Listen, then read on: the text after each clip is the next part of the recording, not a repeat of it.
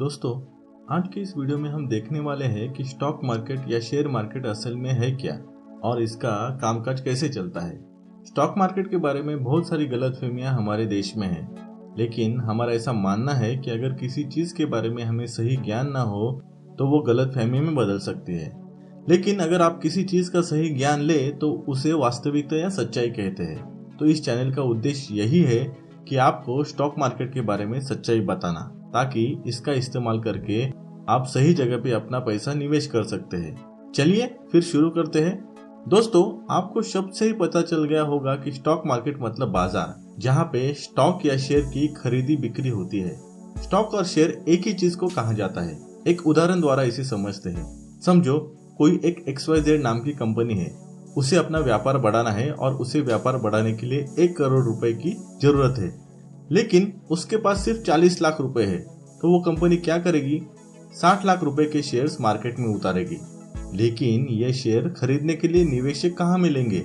और ये शेयर बेचने के लिए कोई प्लेटफॉर्म भी चाहिए, क्योंकि ऐसे ही शेयर कौन खरीदेगा? तो वो जो प्लेटफॉर्म है उसे बॉम्बे स्टॉक एक्सचेंज और नेशनल स्टॉक एक्सचेंज कहते हैं। BSE और NSE भारत के 2 बड़े स्टॉक एक्सचेंज है, मतलब 2 गवर्नमेंट कंपनीज है। दोनों के बारे में डिटेल में हम दूसरी वीडियो में जानेंगे, लेकिन अभी के लिए सिर्फ इतना ध्यान रखो, ये एक प्लेटफॉर्म है जहाँ पे शेयर्स खरीदे बेचे जाते हैं। BSE और NSE में कंपनीज अपना रजिस्ट्रेशन करती है और ये प्लेटफॉर्म इस्तेमाल करके अपने शेयर्स निवेशकों को बेचती है।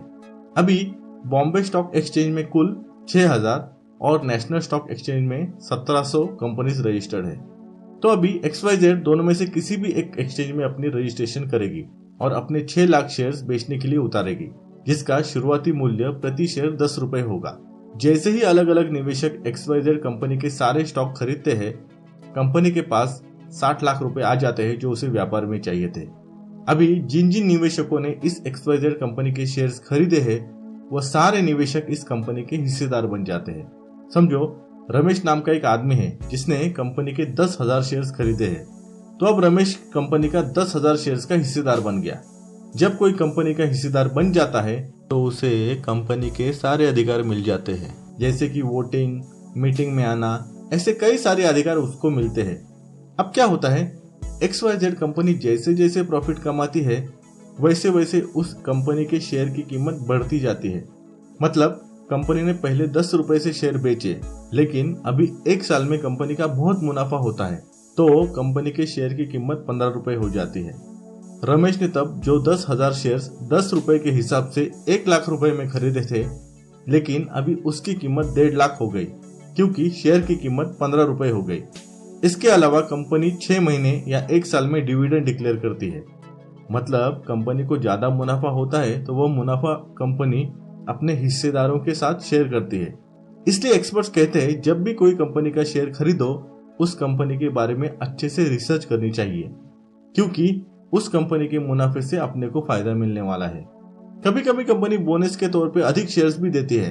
मतलब रमेश ने 10,000 शेयर्स खरीदे, लेकिन कंपनी ने बोनस डिक्लेयर किया 5 शेयर पे 1 शेयर, तो अभी रमेश को बोनस के तौर पे 2,000 शेयर अधिक मिल जाते हैं और उसके कुल शेयर 12,000 हो जाते हैं। अभी ये उदाहरण मैंने सिर्फ आपको समझने के लिए दिया है। ऐसे ही शेयर मार्केट में शेयर्स की खरीदी बिक्री होती रहती है। आपके मन में यह भी सवाल आ सकता है कि शेयर की कीमत रोज ऊपर नीचे कैसे होती है? तो यह डिमांड और सप्लाई के बेस पर होता है। मतलब समझो किसी दिन किसी शेयर्स की खरीदार ज्यादा होते हैं और बेचने वाले कम होते हैं, तो शेयर्स की कीमत बढ़ती है। लेकिन किसी दिन बेचने वाले ज्यादा होते हैं लेकिन खरीदार कम हो रहते हैं, उस दिन शेयर की कीमत नीचे आ जाती है। दोस्तों, ये सारी चीजें हम अलग वीडियोस में डिटेल में जानने वाले हैं। यह वीडियो सिर्फ स्टॉक मार्केट क्या होता है उसके लिए बनाया गया है।